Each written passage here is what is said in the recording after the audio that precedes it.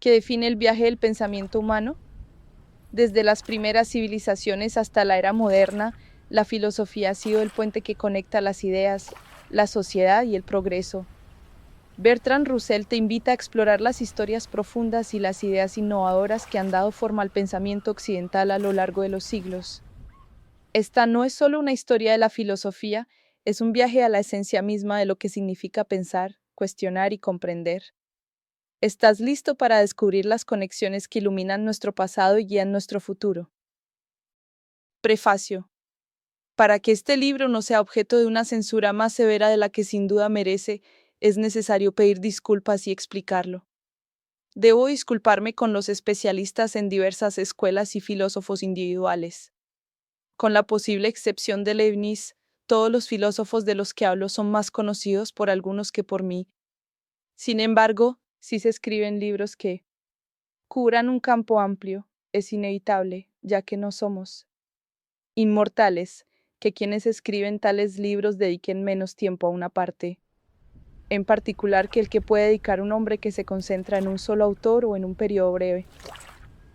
Algunos, cuya austeridad académica es inflexible, concluirán que no se deberían escribir libros que cubran un amplio campo. Si se escriben, deberían consistir en monografías de una multitud de autores. Sin embargo, hay algo que se pierde cuando muchos autores cooperan. Si hay alguna unidad en el movimiento de la historia, si hay alguna relación íntima entre lo que va antes y lo que viene después, es necesario, para exponer esto, que los periodos anteriores y posteriores se sinteticen en una sola mente.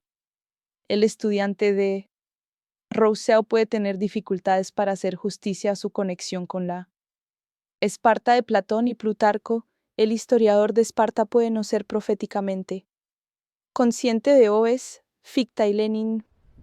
Poner de manifiesto tales relaciones es uno de los propósitos de este libro, y es un propósito que solo un estudio amplio puede cumplir. Hay muchas historias de la filosofía, pero ninguna de ellas, hasta donde yo sé, tiene exactamente el propósito que me he fijado.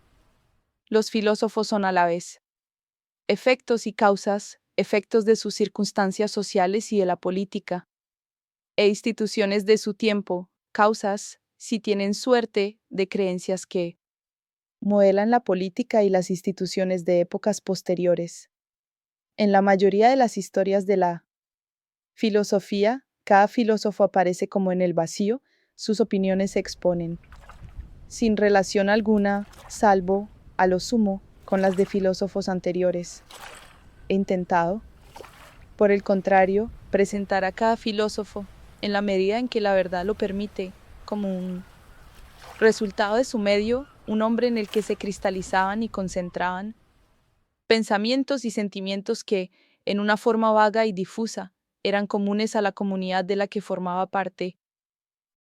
Esto ha requerido la inserción de ciertos capítulos de historia, puramente social. Nadie puede entender a los estoicos y epicúreos sin algún conocimiento de la era helenística, o a los escolásticos sin un mínimo de comprensión del crecimiento de la Iglesia desde el siglo V al XIII. Por lo tanto, he expuesto brevemente aquellas partes de los principales esquemas históricos que me parecieron haber tenido mayor influencia en el pensamiento filosófico, y lo he hecho con mayor amplitud allí donde se puede esperar que la historia sea desconocida para algunos lectores, por ejemplo, en relación con la Alta Edad Media. Pero en estos capítulos históricos excluyo rígidamente todo lo que parecía tener poca o ninguna relación con la filosofía contemporánea o posterior. El problema de la selección, en un libro como el presente, es muy difícil. Sin detalles, un libro se vuelve insulso y poco interesante. Con detalles, corre el peligro de volverse intolerablemente largo. He buscado un compromiso, tratando solo aquellos filósofos que me parecen de considerable importancia, y mencionando, en relación con ellos, aquellos detalles que, aunque no sean de importancia fundamental, tienen valor debido a alguna cualidad ilustrativa o unificante. La filosofía, desde los tiempos más remotos, no ha sido simplemente un asunto de las escuelas o de las disputas entre un puñado de hombres eruditos. Ha sido una parte integral de la vida de la comunidad y como tal he tratado de considerarla. Si hay algún mérito en este libro, es desde este punto de vista desde el que se deriva. Este libro debe su existencia al doctor Albert C. Barnes, habiendo sido originalmente diseñado y parcialmente presentado como conferencias en la Fundación Barnes, en Pensilvania, como en la mayoría de sus obras durante los años desde 1932, ha sido asistido en gran medida en la investigación y en muchas otras formas por su Patricia Russell. El escenario está preparado y las bases puestas. Una vez completado el prefacio, comienza realmente el viaje. Adéntrate en el vibrante mundo de la filosofía antigua, donde se sembraron por primera vez las semillas del pensamiento occidental. Descubre cómo estas primeras ideas evolucionaron a lo largo de los siglos, moldeando civilizaciones y desafiando mentes a lo largo de milenios. La introducción te espera, prometiendo conocimientos más profundos y una mirada a la gran narrativa del papel de la filosofía en la configuración de nuestro mundo. No te detengas aquí, sigamos desentrañando juntos la fascinante historia de las ideas. Introducción. Las concepciones de la vida y del mundo que llamamos filosóficas son producto de dos factores. Uno, las concepciones religiosas y éticas heredadas. El otro, el tipo de investigación que puede llamarse científica, utilizando esta palabra en su sentido más amplio. Los filósofos individuales han diferido ampliamente en cuanto a las proporciones en que estos dos factores entraron en sus sistemas, pero es la presencia de ambos, en cierto grado, lo que caracteriza a la filosofía. Filosofía es una palabra que se ha utilizado de muchas maneras, algunas más amplias, otras más específicas. Propongo utilizarla en un sentido muy amplio, que ahora intentaré explicar. La filosofía, tal como yo entiendo la palabra, es algo intermedio entre la teología y la ciencia. Al igual que la teología, consiste en especulaciones sobre cuestiones sobre las que hasta ahora no se ha podido obtener un conocimiento preciso, pero, al igual que la ciencia, apela a la razón humana más que a la autoridad, ya sea la tradición o la revelación. Todo conocimiento preciso, así lo sostendría yo, pertenece a la ciencia. Todo dogma sobre lo que supera el conocimiento preciso pertenece a la teología. Pero entre la teología y la ciencia hay una tierra de nadie, expuesta al ataque de ambos lados. Esta tierra de nadie es la filosofía. Casi todas las cuestiones de mayor interés para las mentes especulativas son de aquellas que la ciencia no puede responder, y las respuestas seguras de los teólogos ya no parecen tan convincentes como lo fueron en siglos anteriores. Está el mundo, dividido en mente y materia, y, si es así, ¿qué es la mente y qué es la materia? ¿Está la mente sujeta a la materia o posee poderes independientes? ¿Tiene el universo alguna unidad o propósito? ¿Está evolucionando hacia algún objetivo? ¿Existen realmente leyes de la naturaleza o creemos en ellas solo por nuestro innato amor al orden? ¿Es el hombre lo que le parece al astrónomo, un minúsculo trozo de carbono impuro y agua que se arrastra impotente en un planeta pequeño e insignificante? ¿O es lo que le parece a Hamlet? ¿Es quizás ambas cosas a la vez? ¿Existe una forma de vivir que es noble y otra que es vil, o todas las formas de vivir son meramente fútiles? Si hay una manera de vivir que sea noble, ¿en qué consiste y cómo podemos alcanzarla? El bien debe ser eterno para merecer ser valorado, o vale la pena buscarlo incluso si el universo avanza inexorablemente hacia la muerte. ¿Existe algo llamado sabiduría, o lo que parece serlo es simplemente el refinamiento máximo de la locura? No se puede encontrar respuesta a tales preguntas en el laboratorio. Las teologías han profesado dar respuestas demasiado definidas, pero su misma precisión hace que las mentes modernas las vean con sospecha. El estudio de estas preguntas, si no la respuesta a ellas, es el asunto de la filosofía. La filosofía, tal como yo entiendo la palabra, es algo intermedio entre la teología y la ciencia. Al igual que la teología, consiste en especulaciones sobre cuestiones sobre las que hasta ahora no se ha podido obtener un conocimiento preciso, pero, al igual que la ciencia, apela a la razón humana más que a la autoridad, ya sea la tradición o la revelación.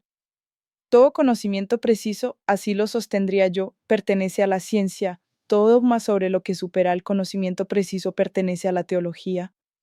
Pero entre la teología y la ciencia hay una tierra de nadie, expuesta al ataque de ambos lados. Esta tierra de nadie es la filosofía. Casi todas las cuestiones de mayor interés para las mentes especulativas son de aquellas que la ciencia no puede responder, y las respuestas seguras de los teólogos ya no parecen tan convincentes como lo fueron en siglos anteriores. Está el mundo, dividido en mente y materia, y si es así, ¿qué es la mente y qué es la materia? ¿Está la mente sujeta a la materia o posee poderes independientes? ¿Tiene el universo alguna unidad o propósito? ¿Está evolucionando hacia algún objetivo? ¿Existen realmente leyes de la naturaleza o creemos en ellas solo por nuestro amor innato al orden? ¿Es el hombre lo que le parece al astrónomo, un minúsculo trozo de carbono impuro y agua que se arrastra impotente en un planeta pequeño e insignificante? ¿O es lo que le parece a Hamlet? ¿Es acaso ambas cosas a la vez? Hay una manera de vivir que sea noble y otra que sea vil, o todas las formas de vida son simplemente fútiles. Si hay una manera de vivir que sea noble, ¿en qué consiste y cómo podemos alcanzarla? El bien debe ser eterno para merecer ser valorado, o vale la pena buscarlo incluso si el universo se encamina inexorablemente hacia la muerte. ¿Existe la sabiduría, o lo que parece serlo es simplemente el refinamiento supremo de la locura? No se puede encontrar respuesta a estas preguntas en el laboratorio. Las teologías han afirmado dar respuestas muy precisas, pero su misma precisión hace que las mentes modernas las vean con sospecha. El estudio de estas preguntas, si no la respuesta a las mismas, es la tarea de la filosofía. Entonces, ¿por qué perder el tiempo en problemas tan insolubles?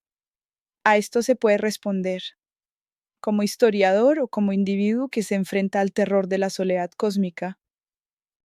La respuesta del historiador, en la medida en que soy capaz de darla, aparecerá en el curso de esta obra. Desde que los hombres se hicieron capaces de especular libremente, sus acciones, en innumerables aspectos importantes, han dependido de sus teorías sobre el mundo y la vida humana, sobre lo que es bueno y lo que es malo. Esto es tan cierto en la actualidad como en cualquier época anterior. Para comprender una época o una nación, debemos comprender su filosofía, y para comprender su filosofía debemos ser en cierto grado filósofos. Hay aquí una causalidad recíproca. Las circunstancias de la vida de los hombres influyen mucho en su filosofía, pero, a la inversa, su filosofía influye mucho en sus circunstancias. Esta interacción, a lo largo de los siglos, será el tema de las páginas siguientes. Pero también hay una respuesta más personal. La ciencia nos dice lo que podemos saber, pero lo que podemos saber es poco, y si olvidamos lo mucho que no podemos saber, nos volvemos insensibles a muchas cosas de gran importancia.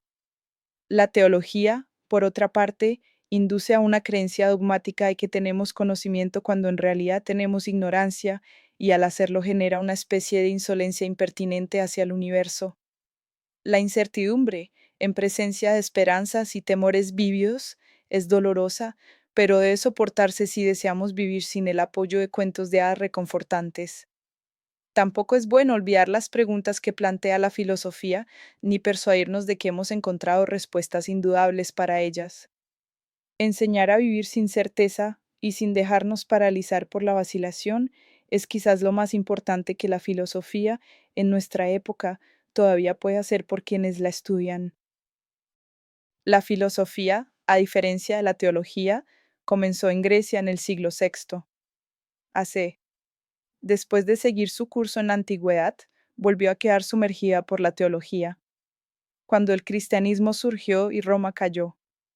Su segundo gran periodo, desde el siglo XI hasta el XIV, estuvo dominado por la Iglesia católica, con la excepción de algunos grandes rebeldes, como el emperador Federico II, 1195 a 1250. Este periodo llegó a su fin con las confusiones que culminaron en la Reforma. El tercer periodo, desde el siglo XVII hasta la actualidad, está dominado, más que cualquiera de sus predecesores, por la ciencia. Las creencias religiosas tradicionales siguen siendo importantes, pero se considera que necesitan justificación y se modifican siempre que la ciencia parece hacer esto imperativo. Pocos de los filósofos de este periodo son ortodoxos desde un punto de vista católico, y el Estado secular es más importante en sus especulaciones que la Iglesia. La cohesión social y la libertad individual, como la religión y la ciencia, se encuentran en un estado de conflicto o de compromiso difícil durante todo el periodo.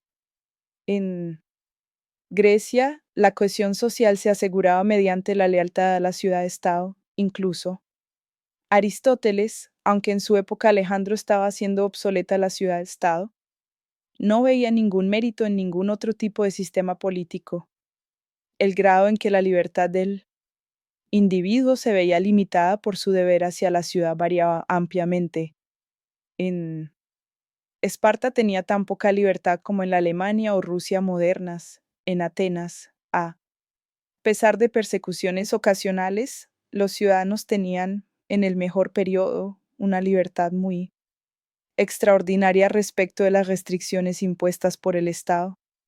El pensamiento griego. Hasta Aristóteles está dominado por la devoción religiosa y patriótica a la ciudad. Sus sistemas éticos están adaptados a las vidas de los ciudadanos y tienen un gran elemento político. Cuando los griegos se sometieron primero a los macedonios y luego a los romanos, las concepciones propias de sus días de independencia ya no eran aplicables. Esto produjo, por un lado, una pérdida de vigor por la ruptura con la tradición y, por otro, una ética más individual y menos social. Los estoicos pensaban en la vida virtuosa como una relación del alma con Dios, más que como una relación del ciudadano con el Estado. De este modo prepararon el camino para el cristianismo, que, como el estoicismo, fue originalmente apolítico, ya que, durante sus primeros 3 siglos, sus seguidores carecían de influencia en el gobierno. La cohesión social, durante los 6 siglos y medio que van desde Alejandro hasta Constantino, no se aseguró por la filosofía ni por las lealtades antiguas, sino por la fuerza, primero la de los ejércitos y luego la de la administración civil. Los ejércitos romanos, las vías romanas, el derecho romano. Y los funcionarios romanos crearon primero y luego preservaron un poderoso Estado centralizado. Nada era atribuible a la filosofía romana, ya que no existía ninguna. Durante este largo periodo, las ideas griegas heredadas de la era de la libertad sufrieron un proceso gradual de transformación. Algunas de las antiguas ideas, en particular las que debemos considerar como específicamente religiosas, planaron. En importancia relativa, otras, más racionalistas, fueron descartadas porque ya no se adecuaban al espíritu de la época. De esta manera, los paganos posteriores recortaron la tradición griega hasta que resultó adecuada para su incorporación a la doctrina cristiana. El cristianismo popularizó una opinión importante, ya implícita en la enseñanza de los estoicos, pero ajena al espíritu general de la antigüedad, es decir, la opinión de que el deber del hombre hacia Dios es más imperativo que su deber hacia el Estado. Esta opinión de que debemos obedecer a Dios antes que al hombre, como decían Sócrates y los apóstoles, sobrevivió a la conversión de Constantino. porque los primeros emperadores cristianos eran arrianos o inclinados al arrianismo. Cuando los emperadores se volvieron ortodoxos, cayó en desuso. En el Imperio bizantino permaneció latente, como también en el Imperio ruso posterior, que derivaba su cristianismo de Constantinopla. Pero en Occidente, donde los emperadores católicos fueron reemplazados casi inmediatamente, excepto en partes de la Galia, por conquistadores bárbaros heréticos, la superioridad de la lealtad religiosa sobre la política sobrevivió y hasta cierto punto todavía sobrevive. La invasión bárbara puso fin, durante 6 siglos, a la civilización de Europa Occidental. Persistió en Irlanda hasta que los daneses la destruyeron en el siglo IX. Antes de su extinción allí produjo una figura notable, escoto, erígena. En el Imperio Oriental, la civilización griega, en una forma disecada, sobrevivió, como en un museo, hasta la caída de Constantinopla en 1453, pero nada de importancia para el mundo salió de Constantinopla excepto una tradición artística y los códigos de derecho romano de Justiniano. Durante el periodo de oscuridad, desde finales del siglo V hasta mediados del XI, el mundo romano occidental experimentó algunos cambios muy interesantes. El conflicto entre el deber hacia Dios y el deber hacia el Estado, que había introducido el cristianismo, tomó la forma de un conflicto entre la Iglesia y el rey. La jurisdicción eclesiástica del Papa se extendió sobre Italia, Francia y España, Gran Bretaña e Irlanda, Alemania, Escandinavia y Polonia. Al principio, fuera de Italia y el sur de Francia, su control sobre obispos y abades era muy leve, pero a partir de la época de Gregorio VII, finales del siglo XI, se hizo real y efectivo. A partir de entonces, el clero, en toda Europa occidental, formó una única organización dirigida desde Roma, buscando el poder de manera inteligente, implacable y generalmente victoriosa, hasta después del año 1300, en sus conflictos con los gobernantes seculares. El conflicto entre la Iglesia y el Estado no fue solo un conflicto entre el clero y los laicos, fue también una renovación del conflicto entre el mundo mediterráneo y los bárbaros. Del norte, la unidad de la Iglesia reflejaba la unidad del Imperio Romano, su liturgia era latina y sus hombres dominantes eran en su mayoría italianos, españoles o franceses del sur. Su educación, cuando la educación revivió, era clásica. Sus concepciones de la ley y el gobierno habrían sido más inteligibles para Marco Aurelio que para los monarcas contemporáneos. La Iglesia representaba a la vez la continuidad con el pasado y lo más civilizado del presente. El poder secular, por el contrario, estaba en manos de reyes y varones de ascendencia teutónica que se esforzaron por preservar lo que pudieron de las instituciones que habían sacado de los bosques de Alemania. El poder absoluto era ajeno a esas instituciones, y también lo era lo que a estos vigorosos conquistadores les parecía una legalidad aburrida y sin espíritu. El rey tenía que compartir su poder con la aristocracia feudal, pero todos esperaban por igual que se les permitieran estallidos ocasionales de pasión en forma de guerra, asesinato, pillaje o violación. Los monarcas podían arrepentirse porque eran sinceramente piadosos y, después de todo, el arrepentimiento era en sí mismo una forma de pasión, pero la Iglesia nunca pudo producir en ellos la tranquila regularidad de la buena conducta que un empleador moderno exige y generalmente obtiene de sus empleados. ¿De qué servía conquistar el mundo si no podían beber, asesinar y amar como les dictaba el espíritu? Y porque debían, con sus ejércitos de orgullosos caballeros, someterse a las órdenes de hombres estudiosos que habían hecho votos de celibato y carecían de fuerza armada. A pesar de la desaprobación eclesiástica, preservaron el duelo y el juicio por batalla y desarrollaron los torneos y el amor cortés. En ocasiones, en un ataque de ira, incluso asesinaban a eminentes clérigos. Toda la fuerza armada estaba del lado de los reyes, y sin embargo la iglesia salió victoriosa. La iglesia ganó, en parte porque tenía casi el monopolio de la educación, en parte porque los reyes estaban perpetuamente en guerra entre sí, pero principalmente porque, con muy pocas excepciones, tanto los gobernantes como el pueblo creían profundamente que la iglesia poseía el poder de las llaves. La iglesia podía decidir si un rey debía pasar la eternidad en el cielo o en el infierno. La iglesia podía absolver a sus súbditos del deber de lealtad y así estimular la rebelión. Además, la iglesia representaba el orden en lugar de la anarquía y, en consecuencia, se ganó el apoyo de la creciente clase mercantil. En Italia, especialmente, esta última consideración fue decisiva. El intento teutónico de preservar al menos una independencia parcial de la Iglesia se expresó no solo en política, sino también en el arte, el romance, la caballería y la guerra. Se expresó muy poco en el mundo intelectual, porque la educación estaba casi exclusivamente confinada al clero. La filosofía explícita de la Edad Media no es un espejo exacto de la época, sino solo de lo que pensaba un partido. Sin embargo, entre los eclesiásticos, sobre todo entre los frailes franciscanos, un cierto número de ellos, por diversas razones, se oponía al Papa. Además, en Italia la cultura se difundió entre los laicos algunos siglos antes que al norte de los Alpes.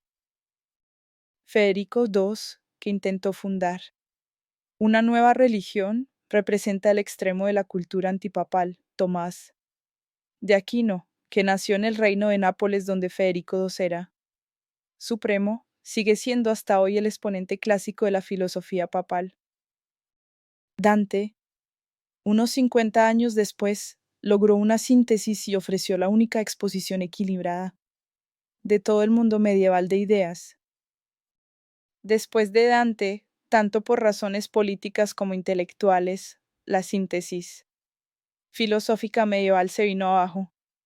Mientras duró, tuvo una cualidad de pulcritud y completitud en miniatura.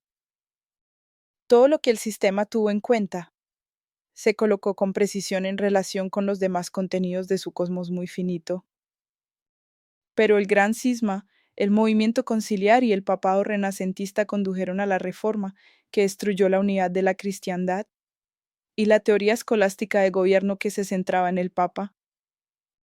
En el Renacimiento, los nuevos conocimientos, tanto de la antigüedad como de la superficie terrestre, hicieron que los hombres se cansaran de los sistemas que eran considerados prisiones mentales. La astronomía copernicana asignó a la Tierra y al hombre una posición más humilde que la que habían disfrutado en la teoría ptolemaica, el placer por los hechos nuevos. Sustituyó, entre los hombres inteligentes, al placer por razonar, analizar y sistematizar. Aunque en el arte del Renacimiento sigue siendo ordenado, en el pensamiento, prefiere un desorden amplio y fructífero. En este sentido, Mantein es el representante más típico de la época. En la teoría política, como en todo, menos en el arte, se produjo un desmoronamiento del orden. La Edad Media, aunque turbulenta en la práctica, estuvo dominada en el pensamiento por una pasión por la legalidad y por una teoría muy precisa del poder político. Todo poder proviene en última instancia de Dios. Él ha delegado el poder al Papa en asuntos sagrados y al emperador en asuntos seculares. Pero tanto el Papa como el emperador perdieron su importancia durante el siglo XV. El Papa se convirtió en uno más de los príncipes italianos, involucrado en el increíblemente complicado y sin escrúpulos juego de la política de poder italiana. Las nuevas monarquías nacionales de Francia, España e Inglaterra tenían, en sus propios territorios, un poder en el que ni el Papa ni el emperador podían interferir. El Estado Nacional, en gran medida gracias a la pólvora, adquirió una influencia sobre los pensamientos y sentimientos de los hombres que no había tenido antes y que, destruyó progresivamente lo que quedaba de la creencia romana en la unidad de la civilización. Este desorden político encontró expresión en el Príncipe de Maquiavelo. En ausencia de un principio rector, la política se convierte en una lucha descarada por el poder. El príncipe da consejos astutos sobre cómo jugar a este juego, con éxito. Lo que había sucedido en la gran época de Grecia sucedió de nuevo. En la Italia del Renacimiento, las restricciones morales tradicionales desaparecieron porque se las consideraba asociadas con la superstición. La liberación de las ataduras hizo a los individuos enérgicos y creativos, produciendo un raro florecimiento de genio.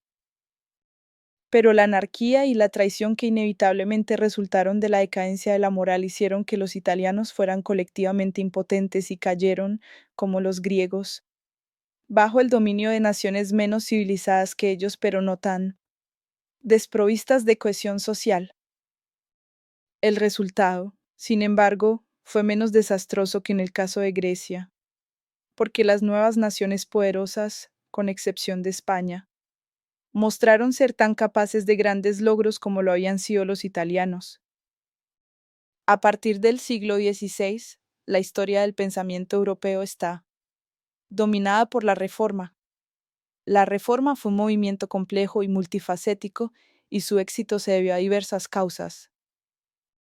En esencia, se trató de una rebelión de las naciones del norte contra el renovado dominio de Roma. La religión era la fuerza que había sometido al norte, pero la religión en Italia había decaído.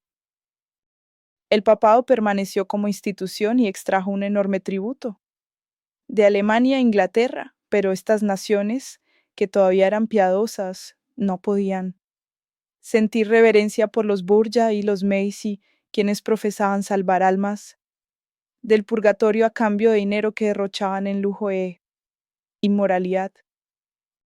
Los motivos nacionales, económicos y morales se combinaron para fortalecer la rebelión contra Roma. Además, los príncipes pronto percibieron que, si la Iglesia en sus territorios se volvía meramente nacional, ellos podrían dominarla y, por lo tanto, llegarían a ser mucho más poderosos en su país de lo que habían sido mientras compartían el dominio con el Papa. Por todas estas razones, las innovaciones teológicas de Lutero fueron bien recibidas tanto por gobernantes como por pueblos de la mayor parte del norte de Europa. La Iglesia Católica se originó a partir de tres fuentes: su historia sagrada era judía, su teología era griega, su gobierno y su derecho canónico eran, al menos indirectamente, romanos. La Reforma rechazó los elementos romanos, suavizó los elementos griegos y fortaleció en gran medida los elementos judíos. De este modo, cooperó con las fuerzas nacionalistas que estaban deshaciendo la obra de cohesión social que había sido realizada primero por el Imperio Romano y luego por la Iglesia Romana. En la doctrina católica, la revelación divina no terminaba con las Escrituras, sino que continuaba de siglo en siglo por medio de la Iglesia, a la que, por tanto, era deber del individuo someter sus opiniones privadas. Los protestantes, por el contrario, rechazaban la Iglesia como vehículo de revelación. La verdad debía buscarse solo en la Biblia, que cada hombre podía interpretar por sí mismo. Si los hombres diferían en su interpretación, no había ninguna autoridad divinamente designada para decidir la disputa. En la práctica, el Estado reivindicaba el derecho que antes había pertenecido a la Iglesia, pero esto era una usurpación. En la teoría protestante, no debería haber ningún intermediario terrenal entre el alma y Dios. Los efectos de este cambio fueron trascendentales. La verdad ya no se podía averiguar consultando a la autoridad, sino mediante la meditación interior. Se desarrolló rápidamente una tendencia hacia el anarquismo en política y, en religión, hacia el misticismo, que siempre había encajado con dificultad en el marco de la ortodoxia católica. No llegó a haber un solo protestantismo. sino una multitud de sectas, no una filosofía opuesta a la escolástica, sino tantas. Como filósofos, no, como en el siglo XIII, un solo emperador opuesto al Papa, sino un gran número de reyes heréticos. El resultado, tanto en el pensamiento como en la literatura, fue un subjetivismo cada vez más profundo, que al principio funcionó como una liberación saludable de la esclavitud espiritual, pero que avanzó firmemente hacia un aislamiento personal contrario a la cordura social. La filosofía moderna comienza con Descartes, cuya certeza fundamental es la existencia del sí mismo y de sus pensamientos, de los cuales se infiere el mundo exterior. Este fue solo el primer paso de un proceso que, a través de Berkeley y Kant, llegó hasta Fichte, para quien todo es solo una emanación del ego. Esto era una locura y, desde ese extremo, la filosofía ha estado intentando, desde entonces, escapar al mundo del sentido común cotidiano. El anarquismo en la política va de la mano del subjetivismo en la filosofía. Ya en vida de Lutero, discípulos no bienvenidos ni reconocidos habían desarrollado la doctrina del anabaptismo, que dominó durante un tiempo la ciudad de Münster. Los anabaptistas repudiaron toda ley, pues sostenían que el hombre bueno será guiado en todo momento por el Espíritu Santo, quien no puede ser atado por fórmulas. Partiendo de esta premisa, llegan al comunismo y a la promiscuidad sexual, por ello, fueron exterminados tras una heroica resistencia. Pero su doctrina, en formas suavizadas, se extendió a Holanda, Inglaterra y América. Históricamente, es la fuente del cuaquerismo.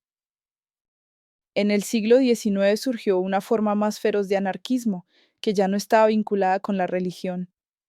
En Rusia, en España y, en menor medida, en Italia, tuvo un éxito considerable y, hasta el día de hoy, sigue siendo un espantajo para las autoridades de inmigración estadounidenses. Esta forma moderna, aunque antirreligiosa, todavía tiene mucho del espíritu del protestantismo primitivo. Se diferencia principalmente en que dirige contra los gobiernos seculares la hostilidad que Lutero dirigió contra los papas. La subjetividad, una vez liberada, no podía ser confinada dentro de ciertos límites hasta que hubiera seguido su curso. En materia moral, el énfasis protestante en la conciencia individual era esencialmente anárquico. El hábito y la costumbre eran tan fuertes que, salvo en brotes ocasionales como el de Münster, los discípulos del individualismo en la ética continuaron actuando de una manera que era convencionalmente virtuosa. Pero se trataba de un equilibrio precario. El culto a la sensibilidad del siglo XVIII empezó a desmoronarlo. Un acto era admirado no por sus buenas consecuencias o por su conformidad con un código moral, sino por la emoción que lo inspiraba. De esta actitud surgió el culto al héroe, tal como lo expresan Carlyle y Nietzsche, y el culto byroniano a la pasión violenta de cualquier tipo. El movimiento romántico, en el arte, en la literatura y en la política, está ligado a esta manera subjetiva de juzgar a los hombres, no como miembros de una comunidad, sino como objetos de contemplación estéticamente agradables. Los tigres son más bellos que las ovejas, pero los preferimos entre rejas. El romántico típico quita los rejas y disfruta de los magníficos saltos con que el tigre aniquila a las ovejas. Exhorta a los hombres a imaginarse tigres, y cuando lo consigue, los resultados no son del todo agradables. Frente a las formas más insanas de subjetivismo de los tiempos modernos, han surgido diversas reacciones. En primer lugar, una filosofía de compromiso a medias, la doctrina del liberalismo, que intentó asignar las respectivas esferas de gobierno y del individuo. Esto comienza, en su forma moderna, con Locke, quien se opone tanto al entusiasmo, el individualismo de los anabaptistas, como a la autoridad absoluta y la sumisión ciega a la tradición. Una rebelión más profunda conduce a la doctrina del culto estatal, que asigna al Estado la posición que el catolicismo dio a la Iglesia, o incluso, veces a Dios. Hobbes, Rousseau y Hegel representan diferentes fases de esta teoría y sus doctrinas están plasmadas prácticamente en Cromwell, Napoleón y la Alemania moderna. El comunismo, en teoría, está muy alejado de tales filosofías, pero en la práctica se ve impulsado a crear un tipo de comunidad muy similar a la que resulta del culto estatal. A lo largo de este largo proceso de desarrollo, desde el año 600 hacia hasta nuestros días, los filósofos se han dividido entre aquellos que deseaban estrechar los vínculos sociales y aquellos que deseaban relajarlos. Con esta diferencia se han asociado otros. Los disciplinarios han defendido algún sistema de dogma, ya sea antiguo o nuevo, y por lo tanto se han visto obligados a ser, en mayor o menor grado, hostiles a la ciencia, ya que sus dogmas no podían probarse empíricamente. Casi invariablemente han enseñado que la felicidad no es el bien, sino que es preferible la nobleza o el heroísmo. Han tenido simpatía por las partes irracionales de la naturaleza humana, ya que han sentido que la razón es contraria a la cohesión social. Los libertarios, por otra parte, con excepción de los anarquistas extremos, han tendido a ser científicos, utilitaristas, racionalistas, hostiles a la pasión violenta y enemigos de todas las formas más profundas de religión. Este conflicto existía en Grecia antes del surgimiento de lo que hoy conocemos como filosofía y ya está bastante explícito en el pensamiento griego más temprano. Ha persistido hasta nuestros días, en formas cambiantes, y sin duda persistirá durante muchas eras.